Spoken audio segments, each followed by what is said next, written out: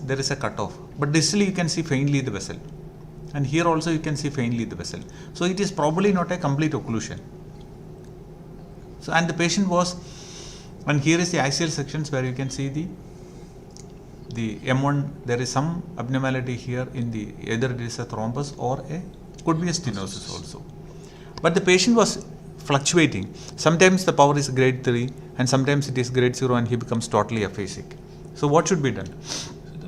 Fluctuating. The patient was thrombolized with the tenecteplase, but still the patient was deteriorating.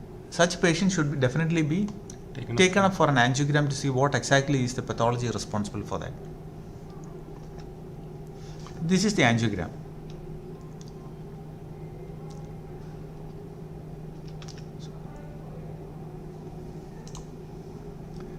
So what do you see here?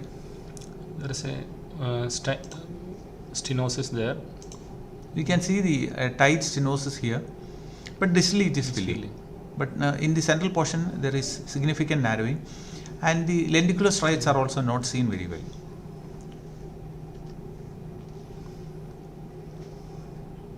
This is the lateral view of the left.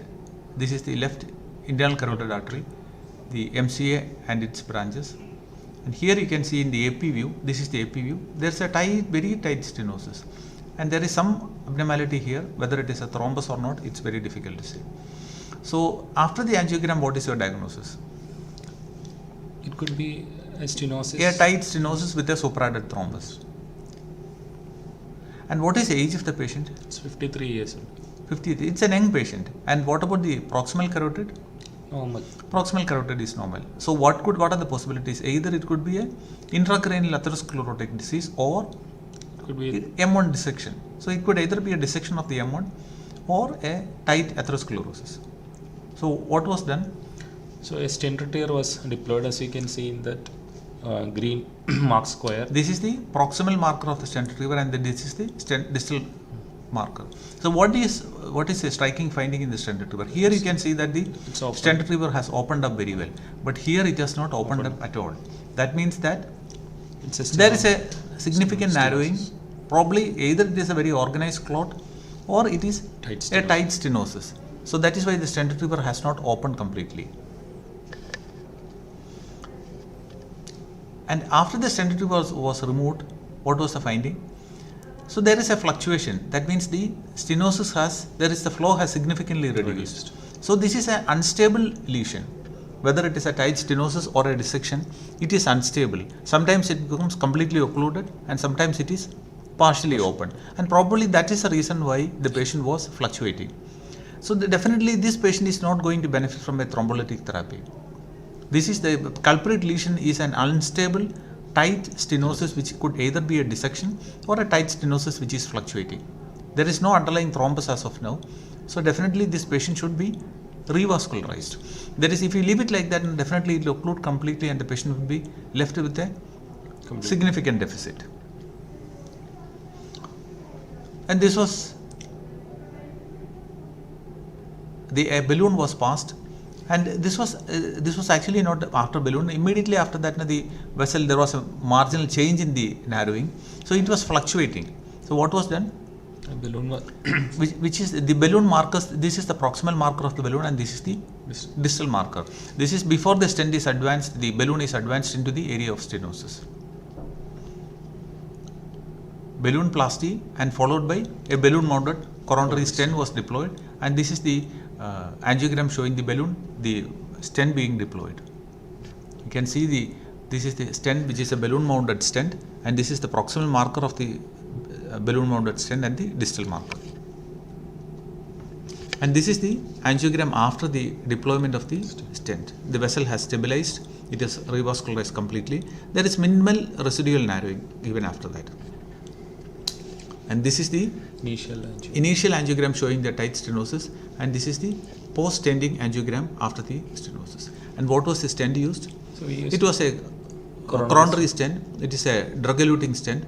These stents are actually much cheaper than the neurostents. So in a rescue situation, and the patient cannot afford, one can resort to, this is something like a bailout situation. So you can use a coronary stent and try to save the patient.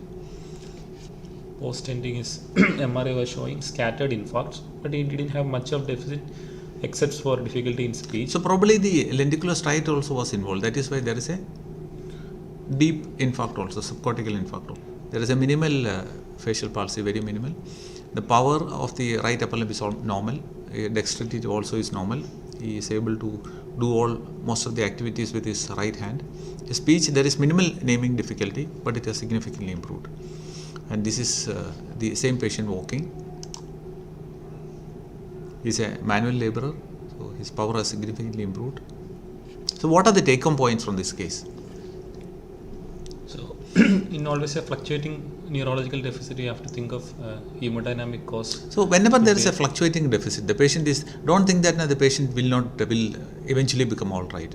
So there should be some abnormality which is causing the problem. So always think hemodynamic. Well, hemodynamic means?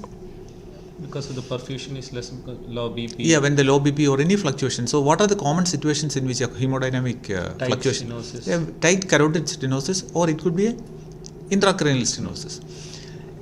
M1 stenosis is not uncommon in middle age. The reasons we are still not sure whether it is dissection or ICAD. But what is surprising is most of these lesions are selectively affecting only the M1. Rest of the vessels are perfectly normal. So this is one of the third. Most of the time we do only a carotid Doppler. You suppose in this patient, if you do only a carotid Doppler, one can easily miss the M1 stenosis.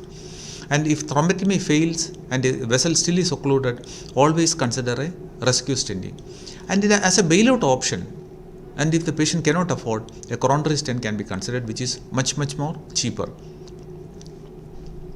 And what are the essential difference in your experience between an ICAD and a carotid stenosis? Usually Both appears to be two different entities. People with carotid stenosis, very tight carotid stenosis, the intracranial vessels are usually normal. Whereas when you have ICAD, they do not usually have carotid stenosis. And carotid stenosis usually go hand in hand with coronary artery disease. So these are appears to be two different entities which needs to be studied further. Intracranial stenting definitely has got a role, especially in the acute setting. In such situations like this where you have to rescue the patient, one should consider intracranial stenting as a bailout option. Thank you. Please do share your comments, opinion and suggestions on this particular case. See you next time with another episode of Stroke Rounds. Thank you.